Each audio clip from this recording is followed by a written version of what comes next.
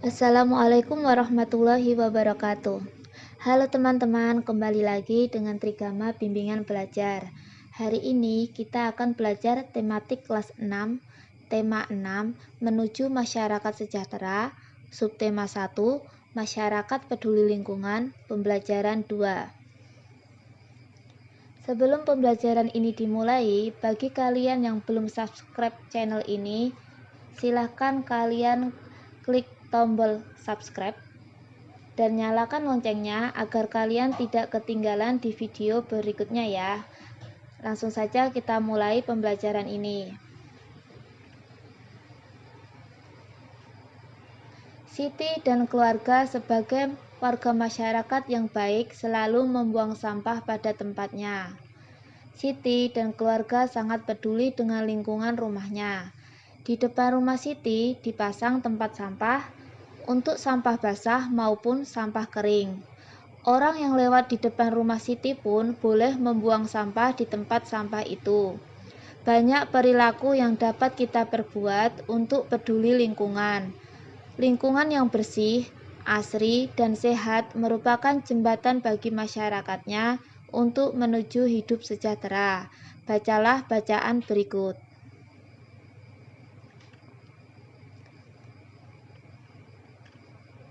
Ayo membaca. Kampung Rawajati. Di Kampung Hijau Rawajati, selain peduli untuk membuat lingkungan hijau oleh tanaman, terlihat juga kesadaran warga yang cukup tinggi untuk andil terhadap pengelolaan sampah dengan bijak. Sebuah sentra pengumpulan sampah disediakan di area kampung untuk menampung aneka sampah rumah tangga. Para ibu turut andil dengan memisahkan sampah dapur seperti kulit bawang, batang sayuran, kulit buah, dan kulit telur, kemudian dikumpulkan di sentra bersama dengan sampah kebun. Campuran sampah dapur dan sampah kebun dari warga kemudian diolah menjadi kompos. Setiap warga diperbolehkan mengambil kompos untuk penyubur tanaman. Apa yang dilakukan warga Kampung Rawajati terhadap sampah konsumsi? Sampah konsumsi ada yang berupa sampah organik. Sampah organik adalah sampah yang berasal dari sisa makhluk hidup yang terdapat di alam seperti tumbuhan dan hewan serta berbagai hasil olahannya sehingga dapat terurai secara alami. Sampah organik termasuk sampah yang ramah lingkungan. Di Kampung Rawajati tidak akan ditemukan gunungan sampah sisa makanan yang menimbulkan aroma tidak sedap. Mengapa demikian? Beberapa warga memiliki lubang biopori atau lubang resapan di halaman rumah. Sampah sisa makanan tiap hari dituang ke dalam lubang biopori dan dibiarkan membusuk di sana. Ketika kelak membusuk, sampah-sampah tersebut akan menjadi penyubur tanah di sekitarnya. Ada juga sampah konsumsi berupa sampah anorganik, yaitu sampah yang tidak akan dapat terurai oleh bakteri secara alami.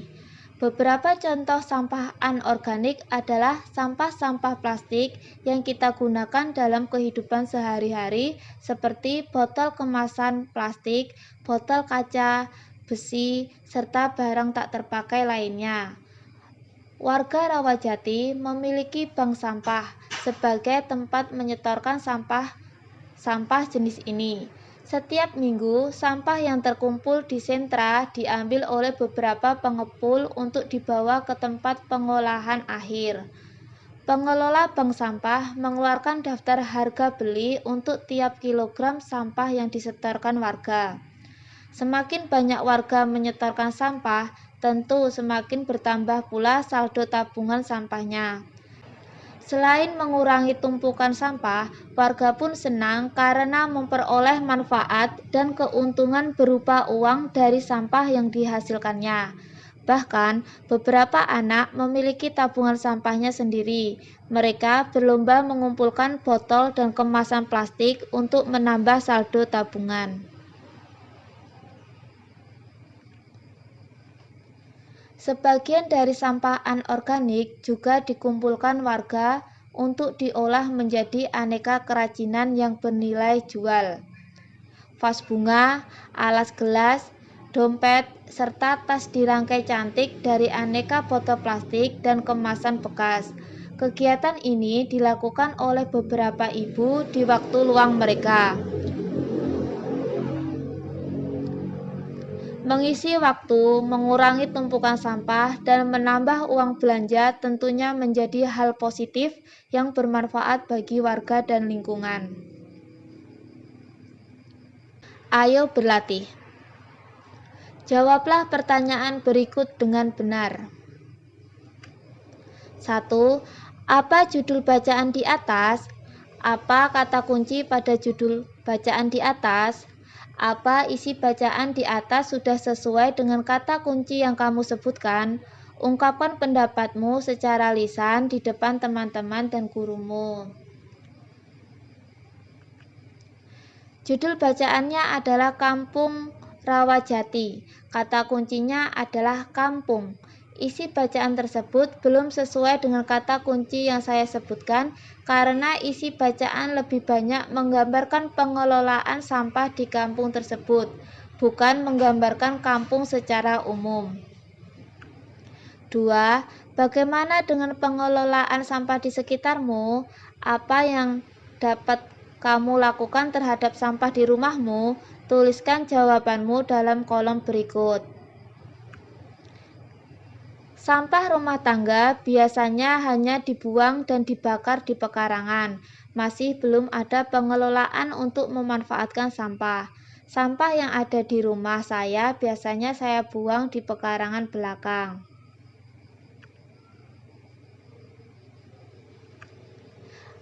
Ayo bernyanyi. Kalian bisa mencoba untuk menyanyikan lagu Aku Cinta Lingkungan bersama orang tua atau kakak di rumah ya. Silahkan cek link di bawah untuk video Aku Cinta Lingkungan. Ayo berlatih. Apa isi lagu tersebut? Apakah kamu menyanyikan lagu di atas sesuai dengan interval lagunya?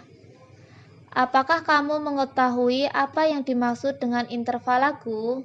Coba tuliskan yang dimaksud dengan interval pada kolom berikut. Seperti ini contohnya ya teman-teman. Isi lagu tersebut adalah tentang mencintai lingkungan. Apakah kamu menyanyikan lagu di atas sesuai dengan interval lagunya? Ya, saya menyanyi sesuai interval lagunya. Kemudian, apakah kamu mengetahui apa yang dimaksud dengan interval lagu? Ya, interval lagu adalah sebuah jarak antara nada satu ke nada yang lainnya, baik jarak nada ke atas atau jarak nada ke bawah. Peduli lingkungan bersama keluarga, misalnya bekerja bersama-sama membersihkan rumah sambil bernyanyi merupakan kegiatan yang menyenangkan. Peduli lingkungan merupakan kewajiban kita dari anak-anak, para remaja, dan orang tua hendaknya peduli terhadap lingkungan.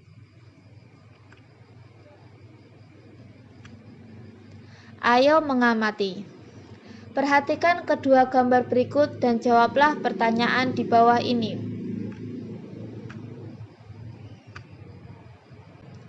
1. Apakah kamu melihat adanya perbedaan pada kedua gambar tersebut? Tunjukkan perbedaan pada gambar di atas.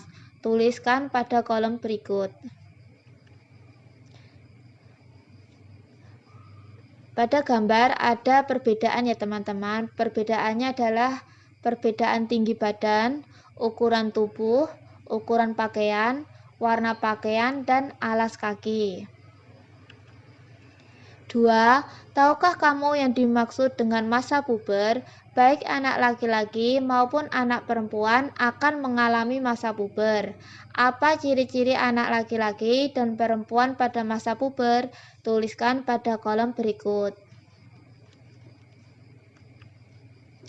Masa puber adalah masa berkembangnya manusia dari anak-anak menjadi remaja. Ciri-ciri anak pada masa puber: adalah sebagai berikut.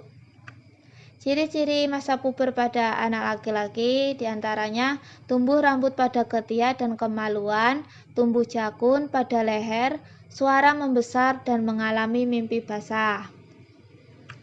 Kemudian untuk ciri anak perempuan antara lain payudara membesar, tumbuh rambut pada kemaluan dan ketiak, pinggul membesar dan mengalami menstruasi. Demikianlah video pembelajaran kali ini. Terima kasih sudah menonton video ini sampai selesai. Jika teman-teman menyukai video ini, silahkan teman-teman klik tombol like. Komen di bawah jika ada pertanyaan dan saran, dan share jika dirasa video ini bermanfaat. Wassalamualaikum warahmatullahi wabarakatuh.